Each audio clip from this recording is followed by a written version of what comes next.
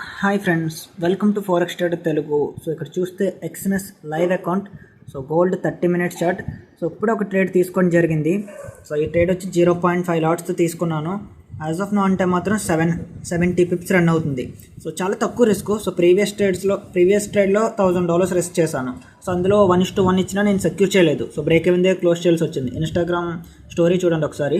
So complete trade break even దగ్గర close చేశాను. కానీ ఈ ట్రేడ్లో రిస్క్ చాలా తక్కువ తీసుకున్నాను, ఎందుకంటే ఇది third trade of the day.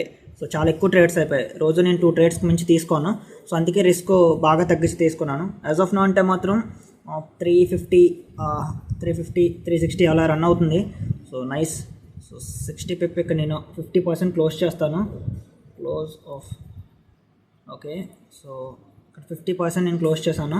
So ఇంకొక 50% రన్ అవుతుంది. నా స్టాప్ లాస్ వచ్చి బ్రేక్ ఈవెన్ దగ్గర ఉంది. సో ఈ ట్రేడ్ అప్డేట్ వచ్చి గ్రూప్లో పోస్ట్ చేస్తాను. గ్రూప్ లింక్ వచ్చి డిస్క్రిప్షన్లో ఉంది.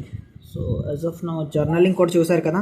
సో నేను తీసుకునే ప్రతి ట్రేడ్ కూడా ఇలా నీట్గా జర్నల్ చేస్తాను. సో ఈ కంప్లీట్ జర్నల్ గ్రూప్లో అప్డేట్ ఇస్తాను, ఒకసారి చెక్ చేయండి. గ్రూప్ లింక్ డిస్క్రిప్షన్లో యాడ్ చేస్తాను. మన గ్రూప్ మెంబర్స్ కూడా ఐ థింక్ ఈ ట్రేడ్ తీసుకున్నారనుకుంటా.